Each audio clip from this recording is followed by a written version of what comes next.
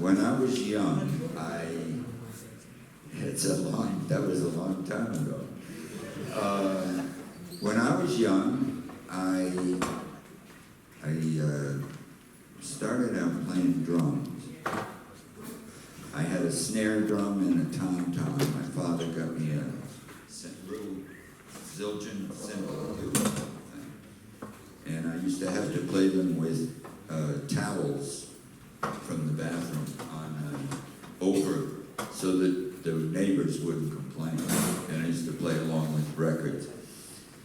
And I did that, and then I got a piano. I was 6, I got a piano. And they put it in my room because we lived in an apartment, you know. And so I took piano lessons for a year, but that was really, I wasn't very good at that because I didn't like they told me which finger to put where, and I didn't like that. But I played it myself, and I learned a lot of stuff because you can learn a lot about music from fooling around at the piano, you know. And when I was 8, I got a clarinet, and I had a teacher. He was a guy who was in the symphony orchestra in Providence, this town that I grew up in. And I had small hands, and when I was 8 years old, I couldn't finger a regular clarinet, so I got a thing called an E-flat clarinet, which is about that long. I found out later they're really hard to play. They're even harder than the regular clarinet. But because I took the clarinet lessons when I was older, when I was a teenager, and I got a saxophone, I knew how to play it because I knew how to blow a mouthpiece like this, and I knew where to put my fingers, you know. So I'm glad I took the clarinet lessons. I started playing sax when I was in high school, and I was actually working when I was 14. I was playing harmonica in a blues band, and we play for dances and play in bars and college fraternity, university had fraternity parties, and we would play for those. And I was pretty good at it, but I thought I'd like to play something a little more jazzy, kind of. So I started playing the sax, and I've been doing that now for 55 years or something. Long time. Really long time. And what else can I say? It's better if you ask questions. It's really much better if you guys ask questions. I'll tell you what happened. When I was about 16 years old and I was playing the harmonica, and there were like 2 other guys in town. It was kind of a thing back then. There were a lot of blues harmonica players. This was the late 60s, early 70s. And they were really good. And I thought, and the guitar players I was playing with were really good, and the drummers were pretty good. And I thought, I better get serious and start. If I don't start now, when I'm 16, I'll be 20, and it'll be kind of late to be really good. That's not true, but that's what I thought at the time. So I said, I'm going to get the saxophone, and then I'm going to really work hard and learn how to play it. And I did. I practiced a lot for a couple of years. I practiced every day, playing along with records and playing gigs, because I was already, even when I first got it, I was playing gigs because nobody knew that I couldn't play it. So I would just go out and play, and people they didn't like us, but they didn't like us even when I was good, so it didn't matter. And so you play for 4 hours every night, and you practice in the day. You get good quick, you know. You learn really fast. At the time, I was always, since I was a kid, I heard a lot of jazz in my house, because my dad was a painter. He was an artist, but he loved jazz, and he had lots of Louis Armstrong records, and he bought me a Lester Young record when I was 8. For my Christmas, when I was 8 years old, he got me a Lester Young album. And I knew Coleman Hawkins. I knew all of the great tenor players, Ben Webster.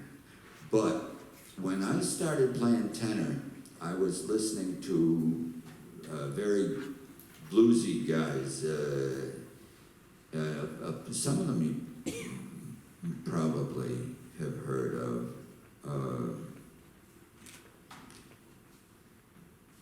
But I'm thinking, you know, it's like the guys I was listening to the most at that time were Arnett Cobb and Illinois Jacquet. And there was a guy named Rusty Bryant and Red Prysock. These guys all played they played very, King Curtis was another guy who was really, it was somewhere kind of on a line, because we were playing for dancers all the time. Back then, people used to dance to live music, you know, so you had to keep them on the floor, and we just played the blues. We didn't play songs. We didn't know any hard songs. We just played the blues, which is a great thing to learn how to play. If you can play the blues all night, you can play anything, you know. But those were the guys. Gene Ammons, and then I began to learn Sonny Stitt. There were a lot of other guys that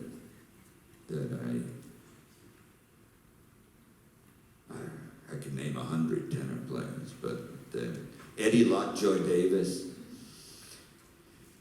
those guys, Paul Gonsalves, these guys were Lucky Thompson, Zoot Sims, Flip Phillips, later on Stan Getz.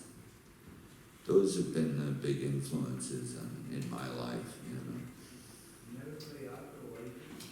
I had an alto in school that I used to practice on, because they had these student instruments in high school, and I didn't want to carry my horn into school, so they had an alto that I used to play, but I was never very good at it.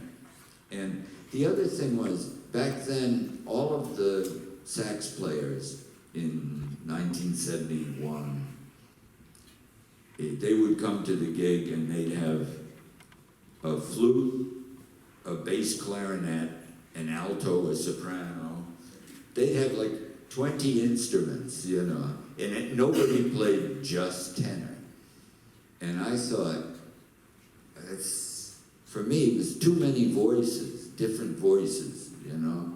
I wanted to develop a voice of my own, and I thought, if I'm switching between alto and tenor, or even tenor and soprano, it's almost too much of a personality change, you know, for me. So I thought, this is hard enough, I'll just play this, you know. But I've heard, you know, there's guys who could play alto and tenor and sound like themselves on both. Sonny Stitt, Red Holloway. I mean, yeah, he sounds the same. He sounds the same on whatever instrument he plays. So that's it's not an impossibility. It's just something that I never found the ability to do. But I haven't missed it. I don't ever wish that I had like a higher range or something.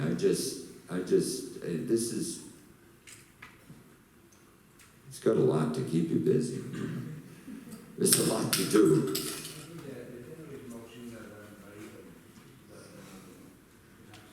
More similar to the baritone.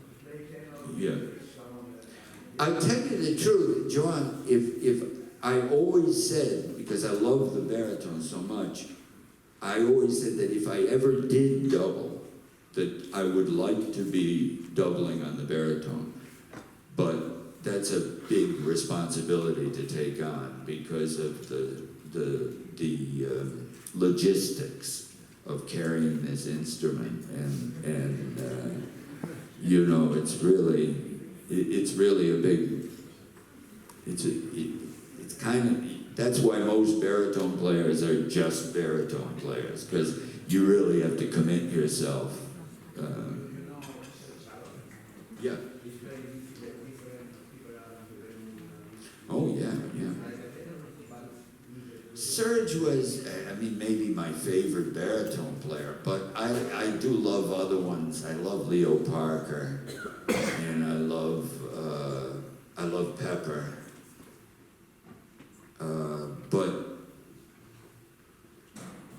But Serge was kind of special. I mean, yeah, he was so expressive, and he had such flexibility in sound, you know, and he could, I don't know, if you ever get a chance to hear some of those records, Joan will play them for you. I mean, that just, if you hear that Body and Soul from that album that he made, it's one of the most fabulous things. One of the greatest performances in jazz, you know. He's wonderful. Play a song with Scott. I'm confessing. Yeah. More questions. That sounds good. I'd much rather play than talk.